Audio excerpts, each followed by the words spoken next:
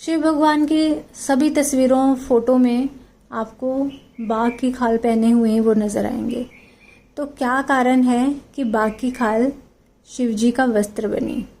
हरे कृष्णा, राधे राधे। आप सभी का बहुत बहुत धन्यवाद मेरे चैनल पर आने के लिए।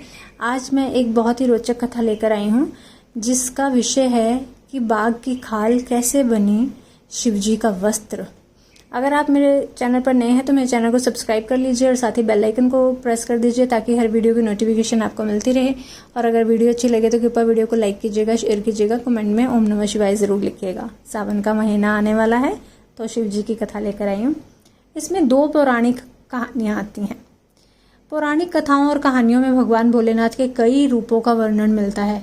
कहानियों में भगवान शिव जी के एक हाथ में त्रिशूल होता है, गले में सांप और जटाओं में गंगा की धारा दिखाई देती है। शिव जी के शरीर पर भस्म होती है और वहीं बाघ की खाल लपेटी हुई होती है। शिव जी की हर तस्वीर में उन्हें बाघ की खाल पर ही विराजमान दिखाया गया है। कई लोगों के मन में कई बार सवाल उठता है कि आखिर शिव जी ने बाघ की खाल ही क्यों बांध रखी है।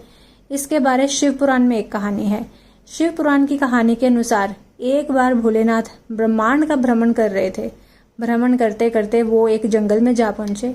जंगल में कई ऋषि मुनि अपने परिवार के साथ रहते थे। शिव जी जंगल में बिना वस्त्रों के थे। उन्हें इस बात का अंदाजा भी नहीं था कि उन्होंने वस्त्र नहीं पहन रखे हैं।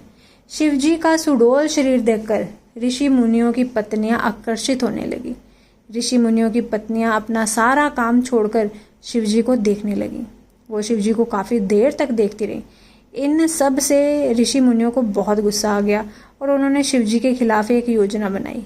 शिव जी को सबक सिखाने के लिए ऋषियों ने उनके मार्ग में एक बड़ा खड्डा बना दिया। शिव जी उसमें गिर गए।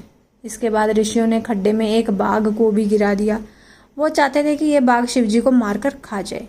कुछ ही देर में शिव जी बाहर आए और उनके शरीर पर खाल लिपटी हुई थी।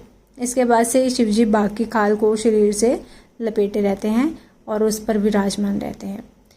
ये शिव पुराण से कहानी ली गई है। इसके अलावा दूसरी कहानी भी है जिसमें बताया गया है कि भगवान विष्णु शिव जी को एक अनोखा उपहार देना चाहते थे।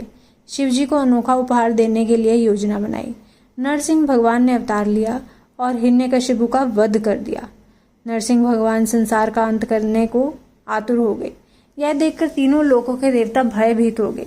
भगवान नरसिंह को वश में करने के लिए वीरभद्र, गरुड़, सिंह और मनुष्य का मिश्रित रूप धारण करके प्रकट हुए और शरभ कहलाए।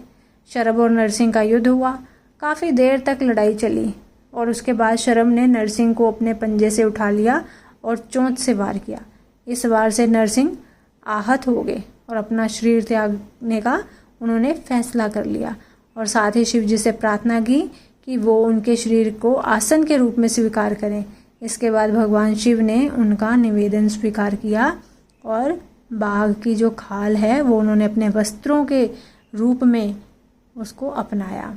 तो ये दो कहानियाँ जो कि हमारे ग्रंथों में से, हमारे पुराणों में से ली गई हैं, ये तथाकथित कहानियाँ नहीं हैं। तो जो जैसी हैं लिखी हुई हमारे शास्त्रों में से वैसे ही आपको बताई गई हैं।